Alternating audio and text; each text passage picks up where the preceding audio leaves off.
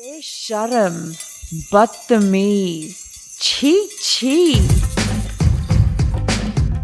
I'm Sangeeta Pillai, and this is the Masala Podcast, where we talk about all those things that we're not supposed to talk about as South Asian women.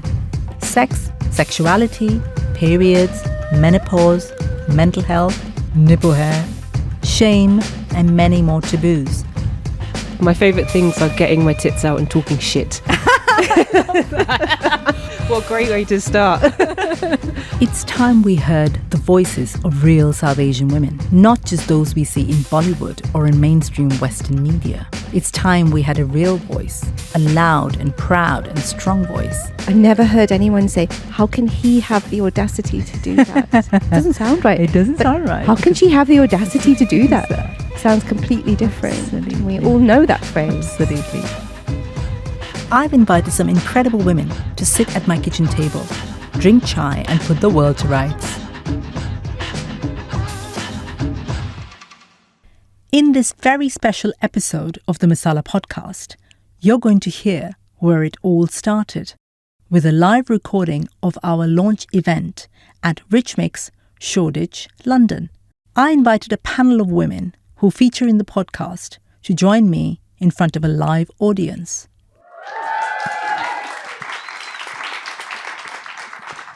Hello.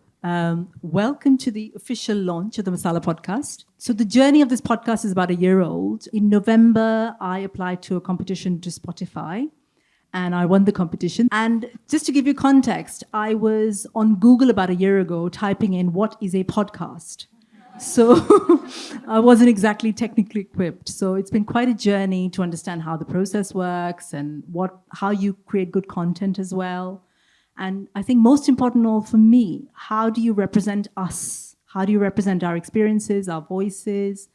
Because let's face it, there aren't many places where we talk, where it's not just, Bollywood actors or kind of the shopkeeper's wife or the terrorist's wife, which is the cliche of the brown woman. So I think it's really, really important to me that we are represented and the truth of us is represented, our authentic experiences are represented. So the Masala Podcast felt like a really good fit with Soul Suitors, which is the platform that I run, which is all about taboos within the culture. So I do theatre, I've just launched a book, and this is the other kind of natural fit is what it feels like. So to me, it feels really important to share our stories. It feels important to give voice to our experience, I think. That's why we're here, and that's what this is all about. So let me introduce the wonderful panel. There's Asifa Lahore, who's Britain's... She clearly doesn't need any introduction. Asifa is Britain's first out Muslim drag queen. She's a TV star. She's constantly pushing the boundaries of what it means to be LGBT, South Asian, Muslim. She's been the face of Channel 4's diversity campaign, True Colour. She's incredible, Asifa. Next up, we've got Bolly Dids Dolly.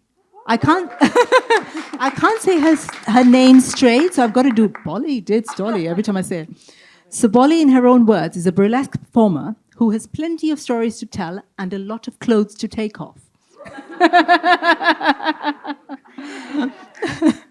Dolly's part of the House of Burlesque, and she's on the first episode of the Masala Podcast. I don't know if you've listened to it, but she's on there and she's bloody fabulous. Next up, we've got Rittika Dasgupta, who's from Cysters. Cysters is a charity that's all about removing cultural barriers around female reproductive health in the community. And we know there's a lot of that. We don't talk about periods, let alone anything more complicated than that. Next up, we've got Tina Mistry.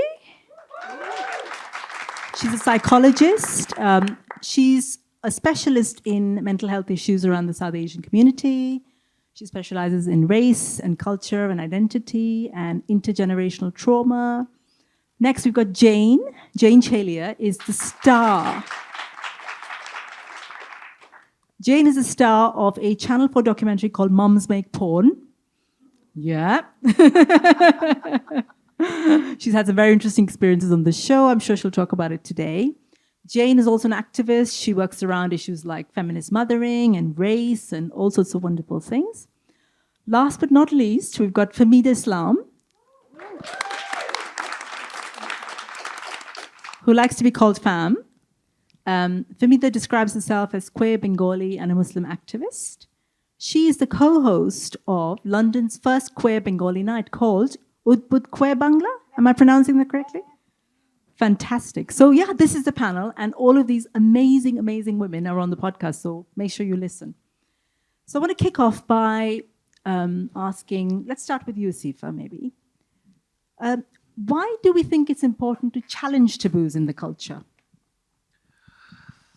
Wow, what a question to start with. Start big. Okay, I think it's important to challenge taboos within our culture because for centuries, or for as long as I can remember, I mean, I'm only 36, but for as long as I can remember, you know, a South Asian woman's place is in the home, usually the kitchen, usually, you know, if I bring a Muslim context into it, behind a veil. And women are, you know, sort of suggested to be a certain way, dress a certain way, speak in a certain manner, look a certain way, God forbid if you're dark-skinned. So I guess in a nutshell, the reason why it's really not only important, but vital for us as women to challenge the taboo in our community is because if we don't, then history is just going to continue repeating itself, generation upon generation, whether it's in South Asia, whether it's in the diaspora in the UK, in America, wherever. All the same patterns are just going to continue on and on and on. And I guess now is the time, because if the Black community can do it around Black Lives Matter, then it's about time that Asian women stood up and just were proud to be themselves.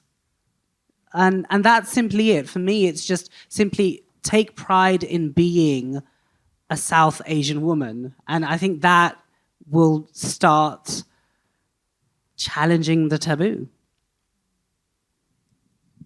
Dolly, do you want to go next? Yeah, sure. I find that even growing up, we don't really have a chance to tell our story that much, and we definitely don't get a chance to talk about many things, like even something as simple as masturbation with each other, because everything is always centered to talking about, like you said, at home and to yourselves. And this platform is definitely a perfect way for us to come together and hear different stories and maybe explore the different kind of ways we can just come together. And we don't have to really wait for anyone else to do it. Like with you, we just jump in, and it's about time our voices were heard, I reckon. Rittika? Yeah, this is going to be an anecdote. So I grew up in Anecdote's India. Yeah, so I grew up in India, and when I first got my periods, I told my mom that I am bleeding from my vagina. So I didn't even have a word for vagina. I said, I'm bleeding from there. And I'm Bengali. So my mom said, oh, tomar shorir kharap hoyeche. So shorir kharap, translating into English, literally means illness.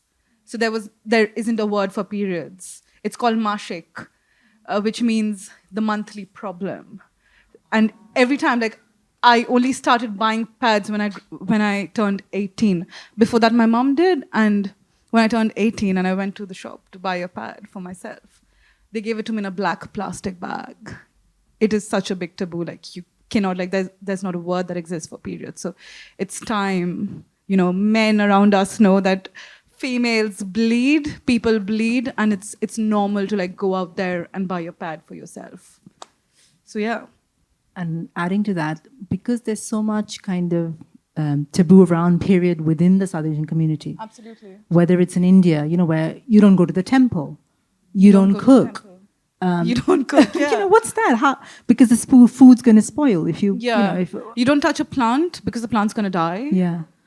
It's just incredible in this day and age. And not just India, even in the UK, like one of the episodes is on periods, and there's Manjeet Gill, who heads a charity called Bimti, which is all about periods, and that's the work they do.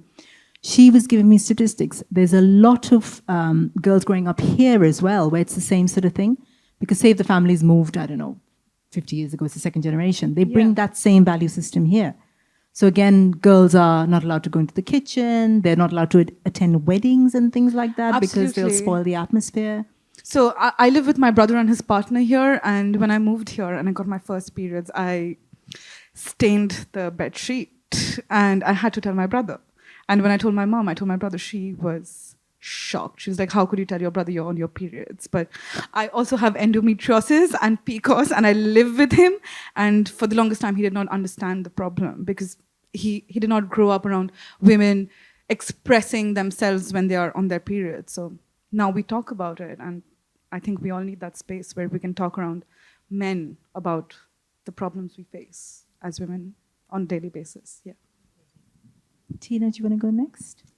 So I'm going to take it from a mental health angle, obviously. And I think that what I see day in, day out in my clinic room is all of these issues, but then they are kind of symptomized as anxiety, depression, stress.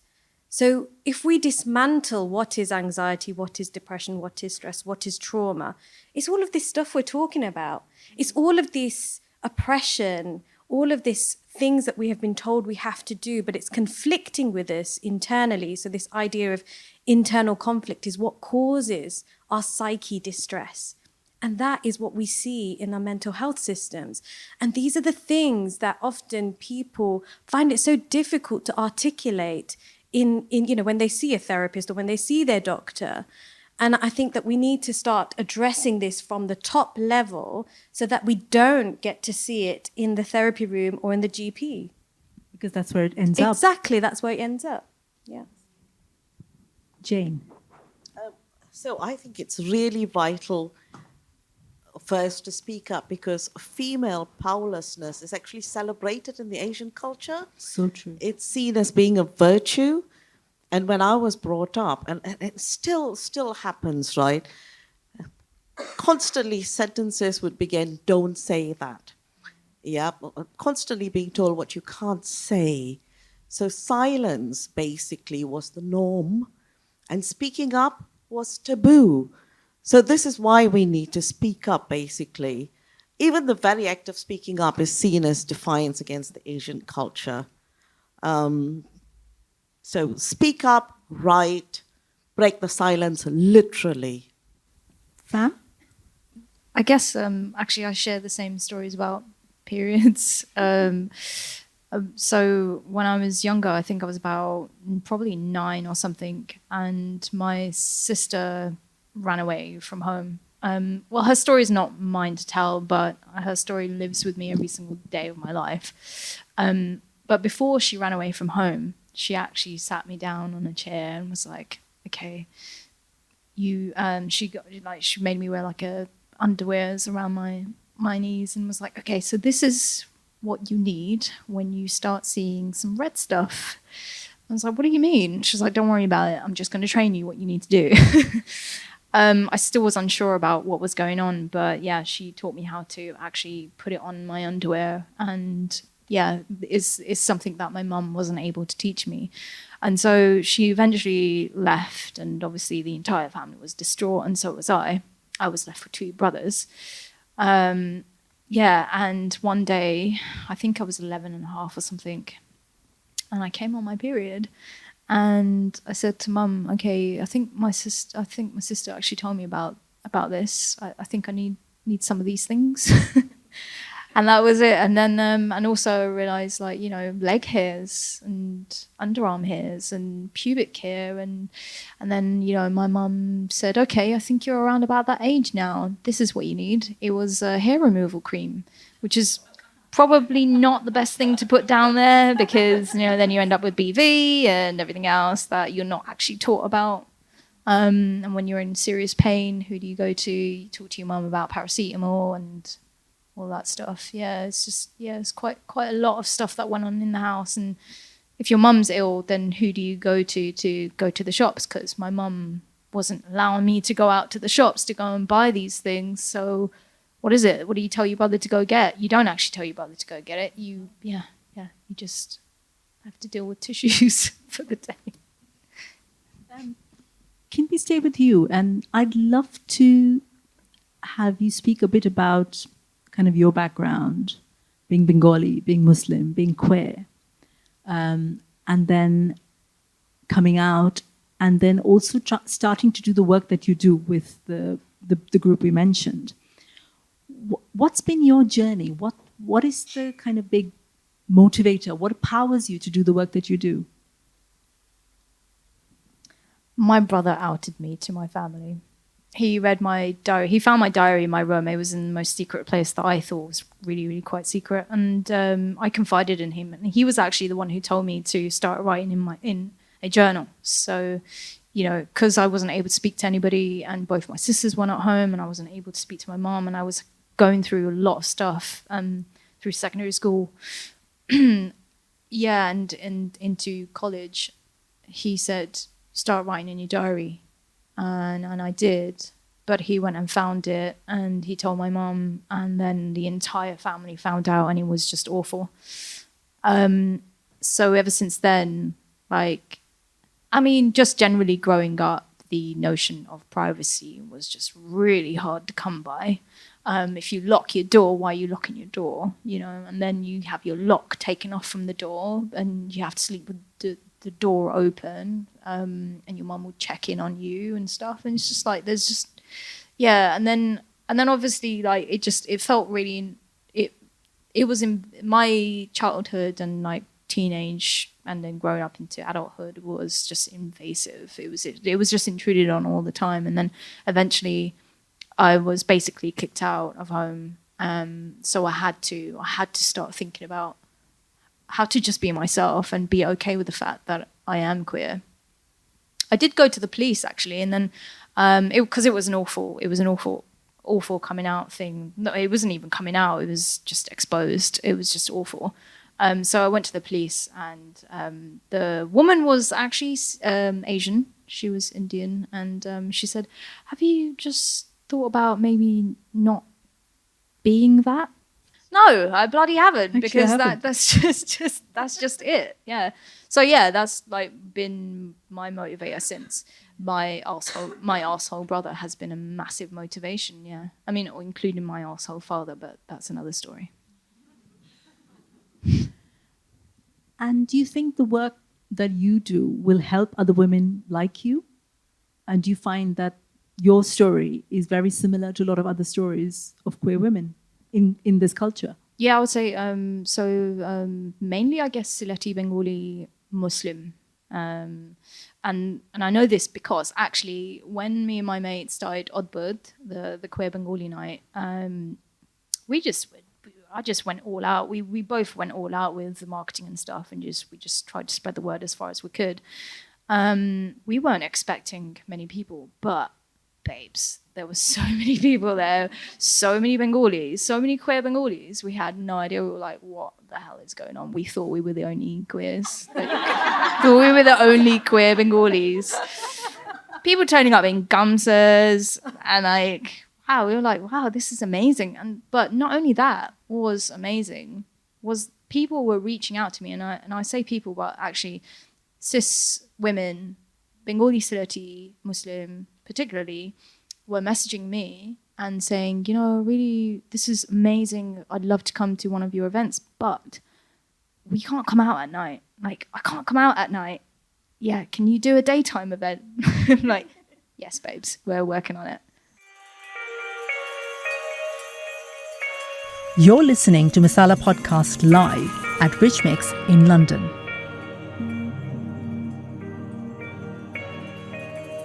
Asifa, if I could come back to you. Can you talk about what powers you to do the work you do? Because you're a huge advocate. You are in events, and you're on TV, and you are very passionate about the cause. What was your personal journey that's brought you to this work? Very similar to Fam. My sister actually read my diary when I was 16. And she basically said to me, don't tell mum and dad, they're not going to understand. And I just kept it to myself for years. And I remember when she read my diary, she was 10, I was 16. And for the first time, someone in my family, or just someone anywhere actually, was voicing what I had always thought inside, which was, okay, it's wrong to be who I am. And back then I identified as a gay man. And I basically, I think every Asian person can understand this. Like, you live a double life where at home you're one thing and outside you're something totally different. And it got to a point in my early 20s where I'd forgotten who I was because I was lying so much. I was lying to hide the first lie. You know what I mean? Like, you lie so much that you forget the trail of lies. And it got to a point where I was at university and my mum found a magazine in my room. She was just, snooping around and found a magazine, and it was, a gay magazine. And she told my dad about it, and they approached me, and I had to have this whole coming out experience of some questions I had the answers for, some I didn't.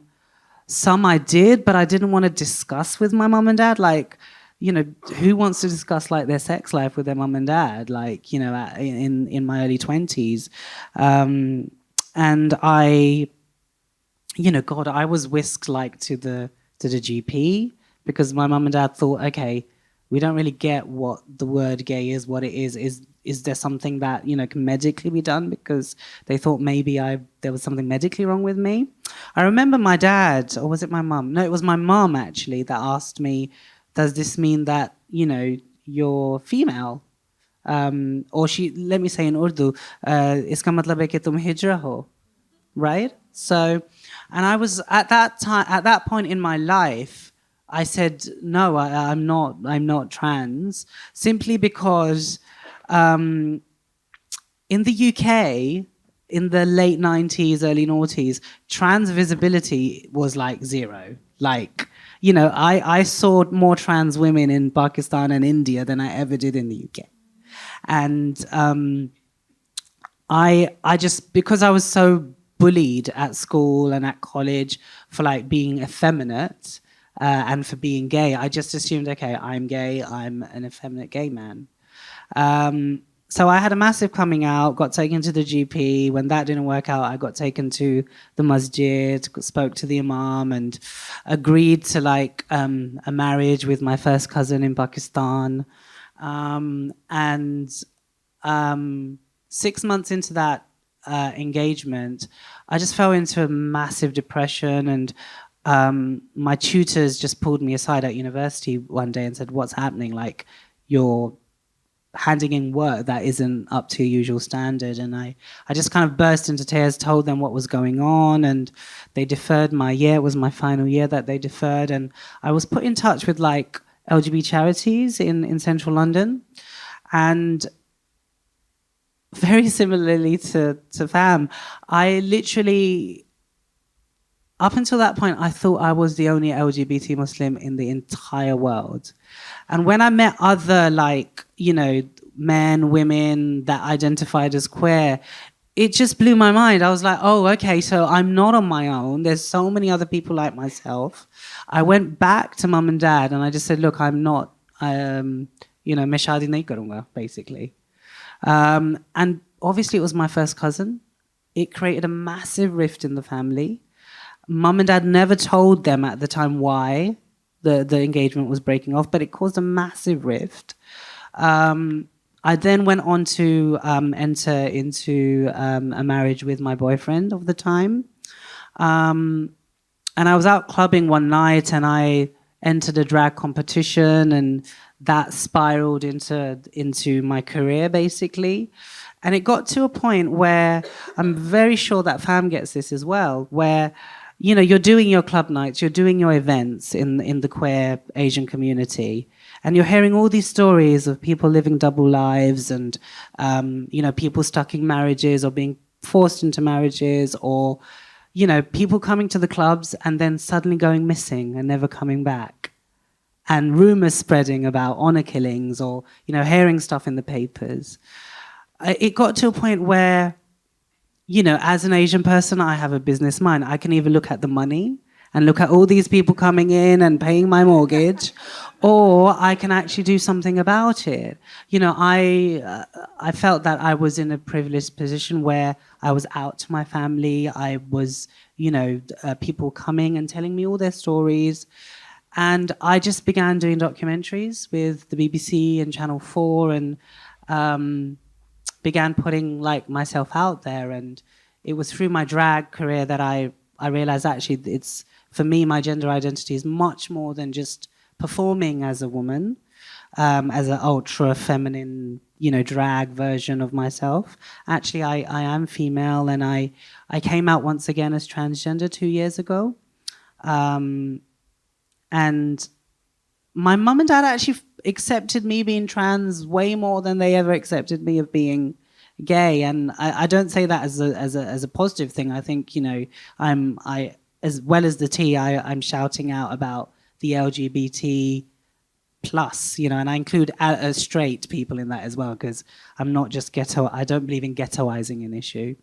But I think because my parents had cultural references to hijras, eunuchs, trans communities in South Asia.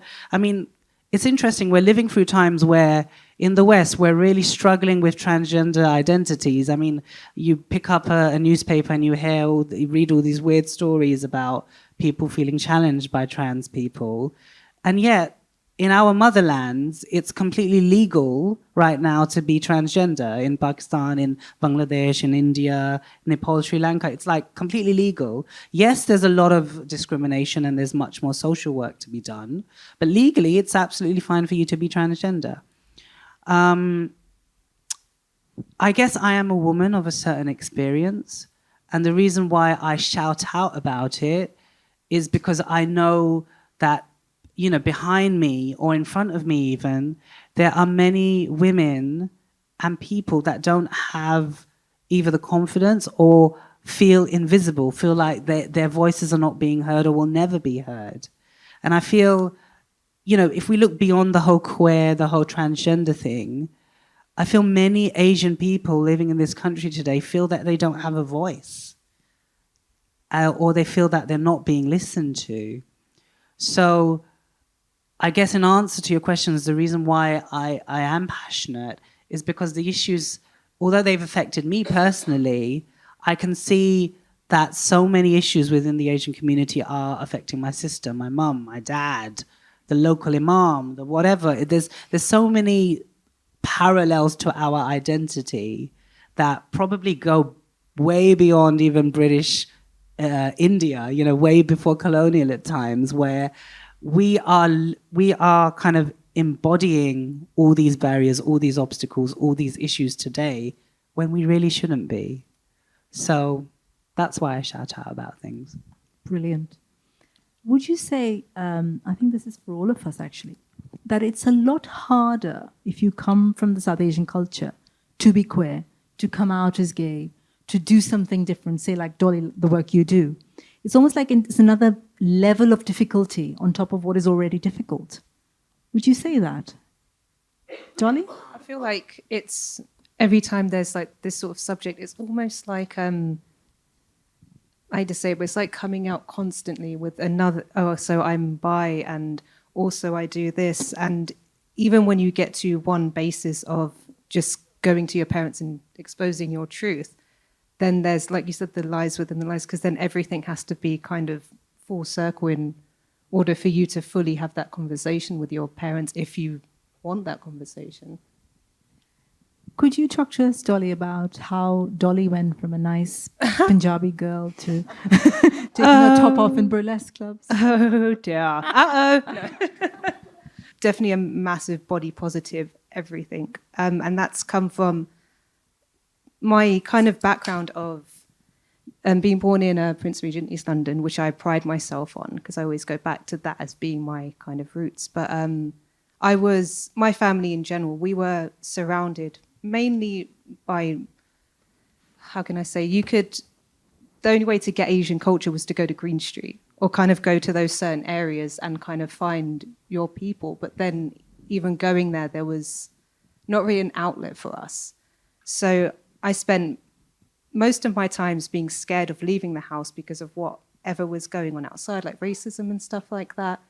And I'd pride myself in just kind of living in my own little, I'm a little star kind of bubble. Whatever's going on outside, that's troubling, but I could come home and just, I don't know, sing or dance or act a fool and kind of celebrate myself like that.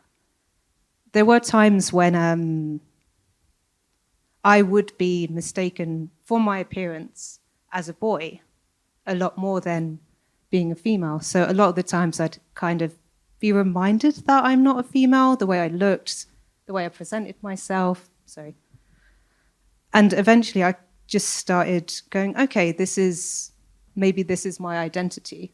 Maybe I will keep myself like this, because it seemed to be this sort of, again, a taboo subject of, if I made myself look feminine, maybe someone would attack me, maybe someone would treat me in a different way.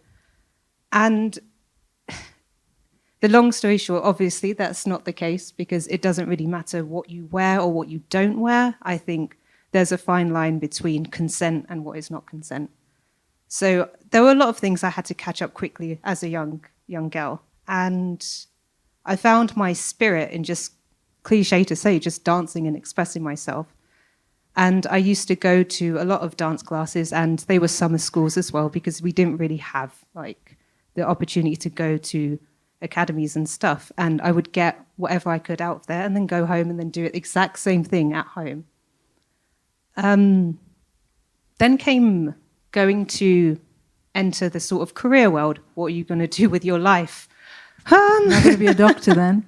Well, essentially, I think we kind of, by no sort of insult at all, but I feel like a lot of South Asians have their life already figured out for them by their family, and say, okay, so you're going to be this sort of person, you need this career, you need to marry by the time you're 25, or else no one else is going to marry you. And it was like, well, I was failing at that. I guess I probably won't be housewife material fully, but I tried my best. And I think I was kind of privileged to have my parents be a little more understanding. We had fallouts. I think everyone has that sort of, no, Mum, I'm going to go out and I want to go see what's out there, kind of back and forth. But I felt like they were also probably going through things coming from everywhere around London to eventually going to live where we lived for about 13, 14 years or something like that. So after, I'll fast forward because I know that when I started going into uni, I wanted to do acting. And that was, again, something that was not recognized in my family. So it was a bit bizarre. It was more or less like, oh, does that mean you're going to kiss someone on stage? What are you going to do? And at this time, I had no idea about burlesque or anything. So I was just like, I'm not sure, but I want to express myself in a way that celebrates my body and makes me feel confident.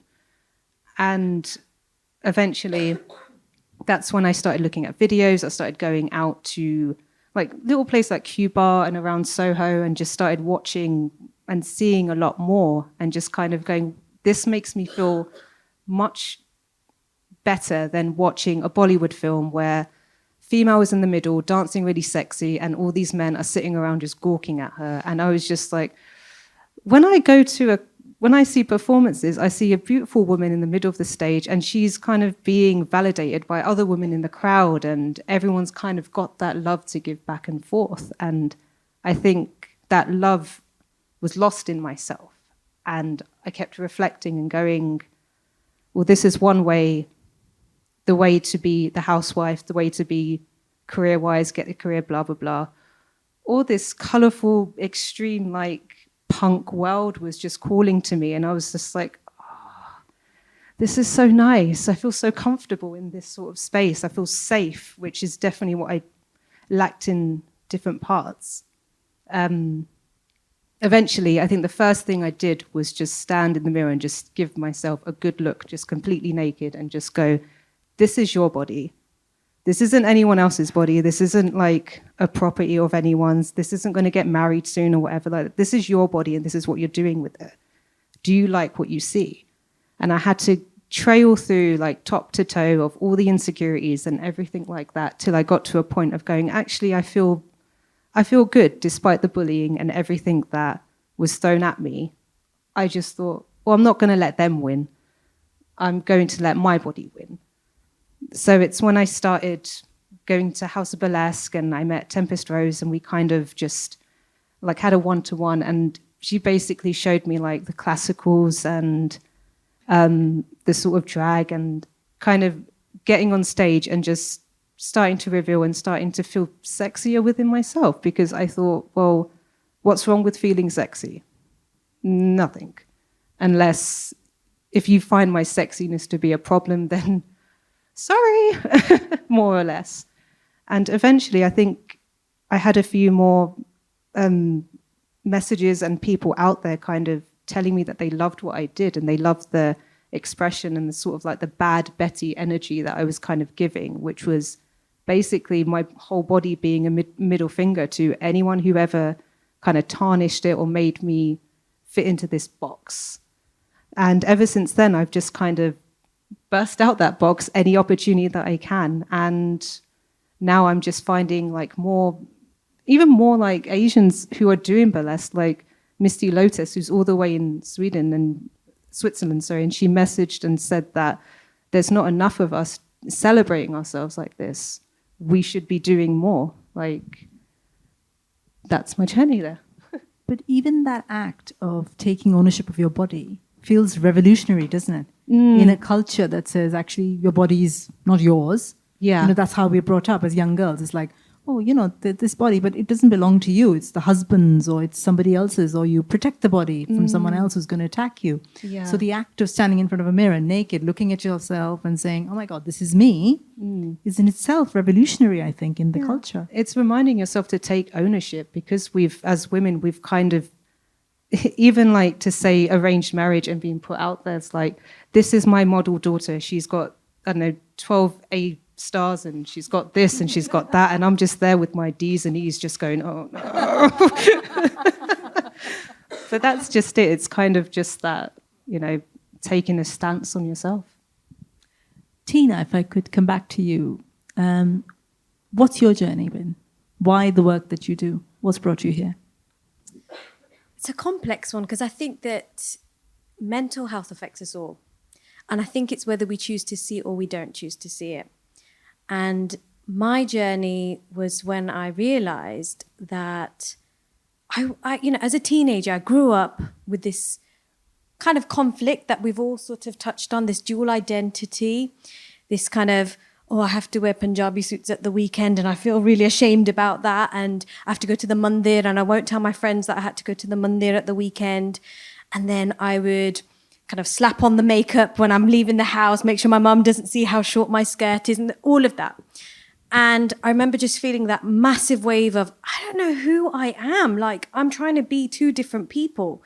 And the feeling of like just lying to my mum, lying to my friends, and just this whole concept of not knowing who and what I am. And I'll be honest, even now as a 36-year-old, I still am figuring it out. I still haven't kind of got it down to this is who I am. I think it is a journey.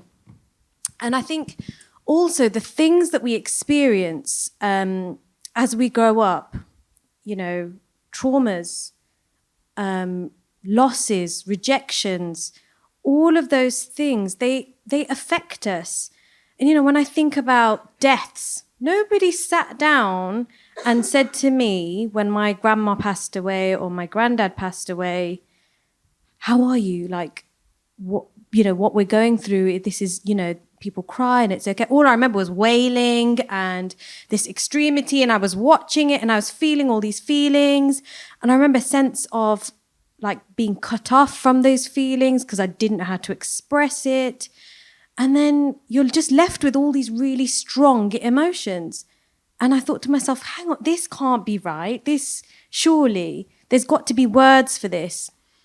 And so my journey into psychology just randomly started with a Saturday morning, as you do, you know, a bowl of crunchy nut, watching Saturday morning TV, and I stumbled upon an Open University lecture back in those days on BBC Two. That's what I just watched. I was weird like that. And I saw the psychiatrist, Dr. Raj Persaud, talk about depression. And I was just hooked. I thought, whoa, what is this? What's he talking about? And obviously he was talking about it from a psychiatric concept of, the chemicals and the hormone imbalances, all of that stuff. But I was like, whoa, this explains a lot of symptoms that I possibly connected to. But also, I saw this in my family members. I saw that people went through these sorts of things, but they never spoke about it. And I thought to myself, they've got a word for that. They're naming it. And that was then, when I was 16, I thought, right, I've got to research psychology. So I went off and researched what psychology was. I did my A-levels. I went on to do my degree, and I was hooked. I was in love with the concept of understanding the mind. And I knew then that I need to do something with this. And during my undergraduate degree, I was a teenager, I was a young person that I remember going through feelings. And I thought to myself, what about researching South Asian people and researching conflict between first generation and second generation South Asian people? Again, when I went to do my lit research or lit review, there was nothing out there. A dearth of research. There was nothing, nobody was talking about it. It was a handful of people that were doing that stuff. And I thought, oh, this is fascinating. So maybe South Asian people don't have mental health, or they don't experience these things. Maybe it's not us. Which then, obviously, I was wrong, clearly, and I kind of pursued that. And then I decided to go into clinical psychology because I wanted to help people heal. That was my passion. And I thought to myself, if I can do something, if I can give something back, that's me feeling like I'm healing myself at the same time. And we talk about this idea that all therapists are wounded healers. And I think I would agree to that we're trying to heal ourselves in some sort of way because we're trying to understand our psyche, try to understand who we are. So fast forward, got my doctorate. I ended up doing my research in South Asian women and their experience of breast cancer. Again, under-researched, there we go. And I left it. And I remember doing my doctorate degree. And I remember feeling massively out of place. Out of, the handful, there was 15 of us. There was 2 people of color in that cohort. And I thought, wow, that's weird. Maybe I'm just lucky or something. Or maybe that I just snuck in, they have to fit a quota of ethnic minority representation or something. And as I was studying, I was learning about the concepts and the models of psychology. I thought, this doesn't fit with what brown people go through. They're talking about psyche and id and ego and cognitions and all of this stuff. And I thought, this doesn't fit right. I feel like I'm being a bit of a fraud to myself. But I carried on being the good Indian girl that you do. You be quiet and you carry on and you pass your coursework and all of that. And I think I've always felt that there's this gap missing within our health system. I've worked in Birmingham, which is multicultural, for the NHS. And I always felt like I did a disservice to any person of colour who came to see me. I felt like I missed so much of their story because a lot of their trauma and their hurt was around racism, was around prejudice, was around, all these things that us as psychologists, we didn't really talk about. And I feel that things need to change, and we are now finally taking this seriously. We're starting to address racism within the training program itself. We are starting to address what it's like to sit in front of a person who is not of the same race, trying to heal you. What does that mean? What is white privilege? All of these concepts and ideas are finally being addressed in the context of mental health, and how the mental health is almost reinforcing or traumatizing people of color. The statistics are there, all the research is out there of how, we've got a higher representation of black men within the psychiatric system. What's that about? Why is it that, GPs are more likely to give people of color antidepressants? rather than therapy. What is that about? So I think there is something about professionals and our system, which is unfortunately structurally racist in itself, that we need to start to address. And I want to be part of that movement. I want to be part of sharing what it's like to be a person of color, a brown woman, talking about psychology, and to start to integrate all of those bits together. And I want to do it in a collective. I want to do it by sharing stories about what it is to be a real person of color in this, in Britain today. You're listening to Masala Podcast Live at Rich Mix in London. Sharing stories. I think that's the fundamental, of the work we do, the work I do, and everyone on this panel, I think. Because I think there is real power in that. So I grew up in India. I grew up in a very traditional family. I was the first woman to ever work. They were trying to get me married off when I was 21. It was just bonkers. So it felt like that fighting, that challenging is what everybody experiences in different ways. So you might grow up here, I've grown up there, you've grown up in India, but there are so many similarities to the challenges we face, whether we're trying to find our voice, whether we're trying to say, actually, that thing you're telling me, that doesn't suit me. And I feel like it's when we sit down, when we say, this thing happened to me, and then you say to me, you know what, yeah, but this other thing happened to me, and there's that connection. And that's the one thing I found on every episode of the podcast, no matter who I was speaking to. And say, Fam is much younger than I am. You've grown up in a very different kind of environment. Your references are different. But when we did the episode we did, I remember the last thing we said was like, oh my God, there's so many similarities in our experiences. So I think storytelling is not just, hey, we're telling a story. It's we're telling our truths, I think, and that's how human beings connect with one another. So I wanted to talk about what that means to each one of us. Why is it important, Asifa, to share our stories within the brown community? Two things just came into my mind as you asked me that. One, on a selfish level, it's about a need to self-express.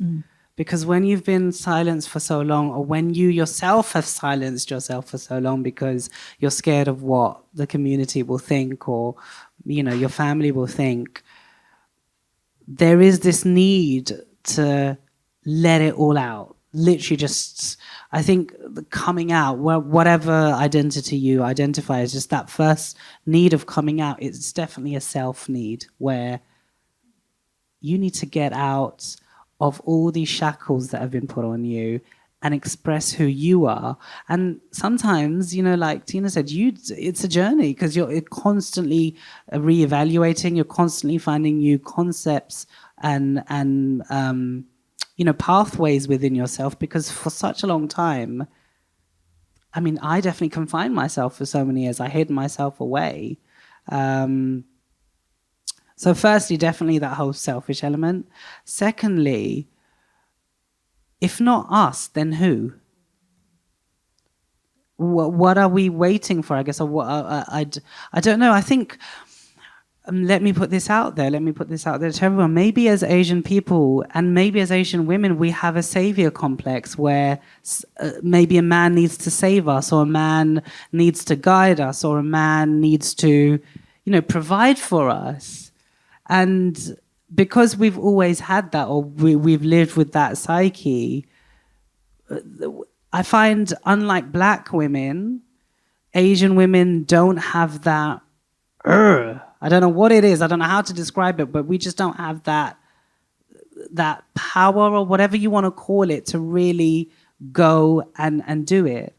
So I guess, I don't know if that does answer your question, is if we're not going to do it, who is? Because yes, there's a self-want to do it, a selfish reason to do it, but then there's also a reason to do it for ourselves, for each other. Before we came out, Tina said something really poignant that I found, that, as Asian women with each other, whether it's the mother-in-law and the daughter-in-law fighting against each other, whether it's, Asian neighbors in an Asian area fighting against each other. Asian women are always taught to fight against each other. We're never ever taught to support each other or raise each other up. And, one of the reasons, Sangeeta, why I wanted to be part of the Masala monologues is there's nothing like this out there. I've never, when I think back to my relationship with my sister or Asian families, it's always the whole bitchiness aspect of, Asian women bitching against each other or cousins bitching against each other. Why can't we actually all get together and actually do something bigger? So yeah, those two reasons.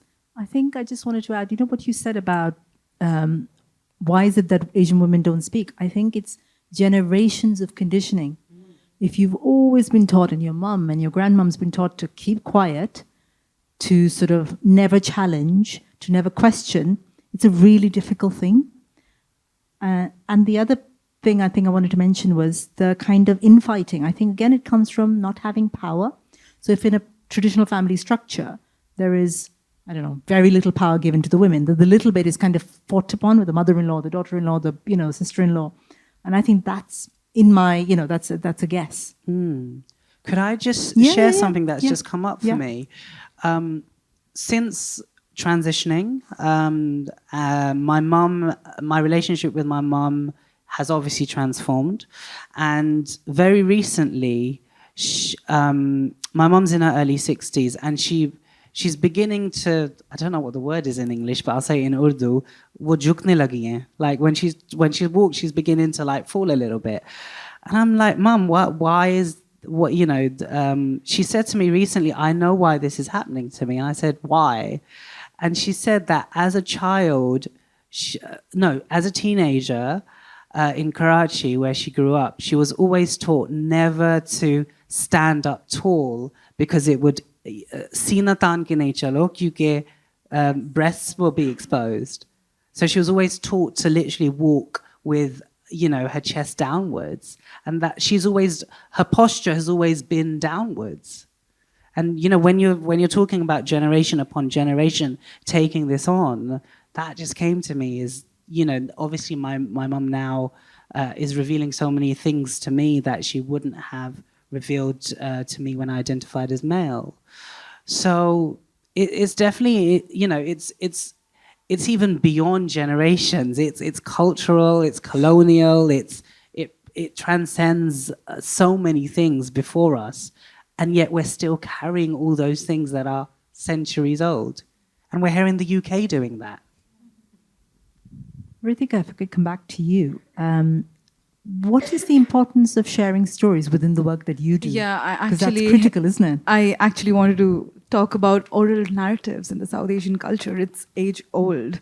Even our epics, the Ramayana and the Mahabharata, they came down through oral narratives. So oppression that women face, we actually do share it amongst each other, but it's all oral and it's all hidden. It's not out there in the world. So if we look at the Me Too movement, when it started in India, so all the molesters that came out, they already existed within the oral narratives among women, female communities, all the people who were molested. So it's always existed. And when it comes to periods, again, oral narratives, we speak, but then again, it's within us. It doesn't really come out. And big shout out to Neelam Hira, who started Cysters on Facebook. It's a group which brings ethnic minorities together to speak about periods, which we can't actually with our families. So we speak about the problems we face on a daily basis. So I came from India and I got diagnosed with endometriosis. And it took me like a year to get diagnosed here. And every time I went to the doctor, they said, oh, you're pregnant with all your symptoms. They never really checked me. And then finally, I got a female gynecologist. She did an invasive check, and she told me I had it. And back in India, like I wasn't even checked because they don't do invasive checks. I just got my ultrasonography from on the top of my belly. So they will not go inside you and take away your virginity. So, yeah, the doctor won't do it. Marry you then? It's for the husband. Jane, if I could come to you next. Why is it important to share our stories? It's really important to share our stories because we have a kinship that has never been given an airing. So I'm 56, right? I've been in this country for 38 years. And for the first time, I actually have goosebumps because for the first time I am sharing such intimate experiences with a group of like-minded, same-race women. Now, this is an entirely new experience for somebody my age because it's, growing up. Okay, so I'm going to take you back 45 years ago when I fancied Donny Osmond. How many of you here even know who Donny Osmond is? Who is that? I went to see him perform in Vegas last year on a bucket list. Last month, on a bucket list, right?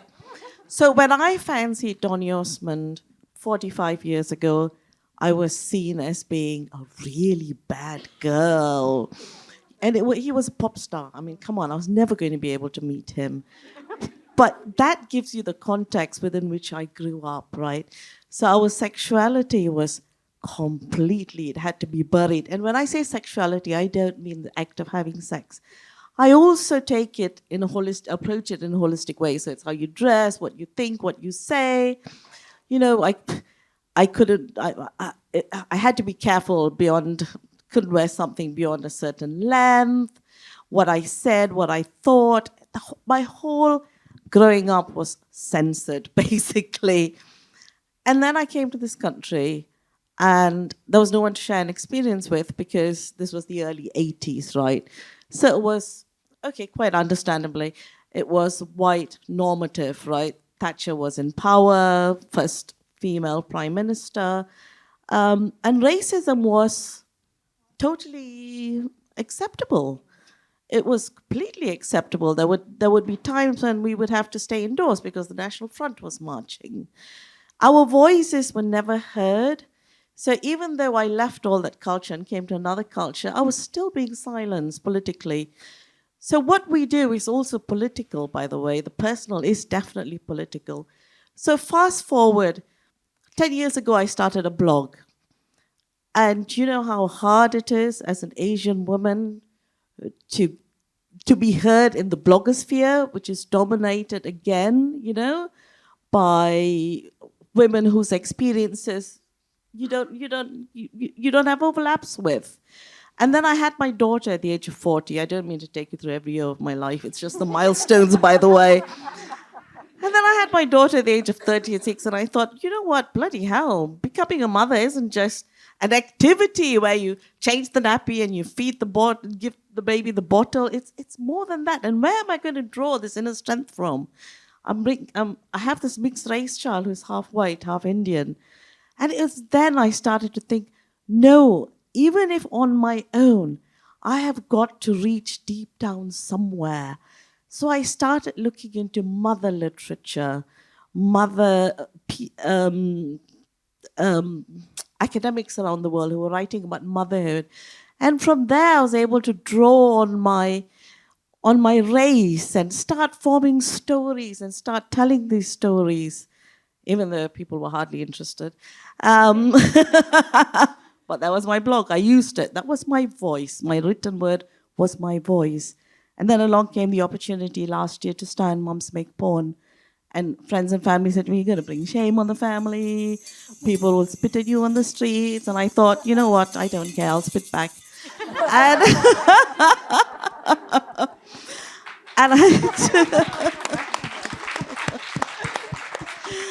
thank you. And at the age of 55, I finally was given a platform, and I was going to smash it, and I was going to try and raise a conversation about female sexuality. And I have, and that's why I'm sitting here. We've been silenced for too long. But you know what is also really heartening? I get stopped by white mothers, white women all the time who recognize me on the tube, blah, blah, blah. And they say, thank you so much for speaking up about porn and what it does and how it negatively impacts on all of us. So I now understand that there's overlaps between our feminism and white feminism as well. And, it's just heartening. It really is. Thank you. That's amazing, actually.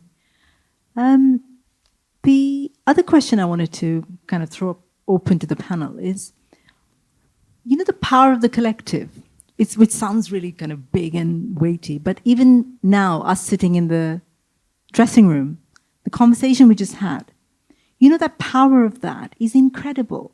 It's almost like each of us with our little kind of voices and experiences, but you put us together and it's somehow 1,000-fold. And it's a thing, you feel it. And I think that's the power of kind of coming together. I wondered if you had any thoughts on what that means for us as brown women, as South Asian women, when we put our kind of, might behind it. What do you think that changes? What happens? I guess what I think about when I'm just thinking about this in a professional context, when I see somebody and they talk to me about their experience, their story, and then when they start to talk about their experience openly, be it that they've experienced trauma or depression or whatever it is, and then they start sharing that story, or they've been to a group, or they find a forum. And, it's that whole concept of, I'm not alone in this. I'm not the only one who's felt this way. That is empowering, because what we're talking about is a shared narrative. And, it's about this idea that actually we're not alone. And when we, most of the time when we think about our experiences, we think we're the only person. You guys have touched on it, this idea that, I was the only one. But actually, we have so much more in common than we realize. And yes, we have, differences, and we should celebrate our differences, but also celebrate what we do share. And I think that when we come together, and, as you were talking, and this idea of collectivist culture is what is traditionally known in the South Asian communities. Oh, you guys have lots of support because there's loads of you, right? Actually, that's not always the case. Often we find that even though we come from these ideas of, collectivist cultures, and we have lots of people around us, the ideas, the ideologies or the values, they're not shared. So actually what we need to be doing is reaching out and creating our own kind of villages, as I call them, and in relation to kind of mothering and motherhood, is we want to create villages where we are sharing our values. And by doing that, we can then create a platform to actually feel safer. Because I think that, when you talked about the idea of safety, we thrive in a safe space. Absolutely. And I think when we do what we're doing here and on the podcast and in kind of other mediums, when we find those common stories and commonalities and we connect, it's almost like creating families. Because a lot of us, I think, we're kind of outliers within the culture. We've all said, I'm not doing this thing. I'm going to go off and do this other thing, which brings with it quite a lot of loneliness, I think, because I'm not getting married, having children, whatever the traditional way is for a South Asian woman. But when you do this, that sense of loneliness kind of goes away, and you sit and you have these conversations, and Fam and Tina and all of us, and you're like, oh my God, yes. And there's that connection, I think, and that is the power of the work we do, I think. And that actually is why I loved podcasting. And it is that where you sit across, you connect, and you really open up to each other, and you're honest and you're truthful, and you can hear that. You can't make that stuff up. Thank you so much.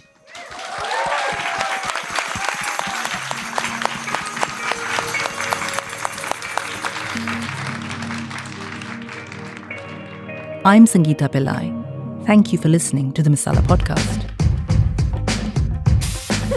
It was amazing. It was amazing. I loved the panel. I loved how real and authentic they were. Brilliant. That's the only word I can give you. As a young South Asian woman, it was very empowering because the stories that have come out of the women on the panels, they're incredible. And the fact that they've gone through that and they have the courage to speak out about it. I have lots of things that I have inside me that I don't have the courage to speak about yet. But hearing it from these people on the panel, it definitely gives you more confidence. I think the Masala podcast is something I've been missing all my life. And I'm so happy that there's finally something I can listen to and go, right, I'm not alone. So thank you.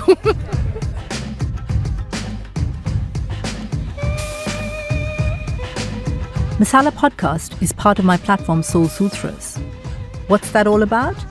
Soul Sutras is a network for South Asian women, a safe space to tell our stories, a place to reclaim our bodies, to tackle taboos within our culture, to be exactly who we want to be. Get in touch and tell me your stories about your taboos. Check out my website, soulsutras.co.uk, or get in touch via email at soulsutras.co.uk. I'm on Twitter and Instagram. Just look for Soul Sutras. If you're listening on Apple Podcasts, please subscribe and leave me a nice review. It really helps.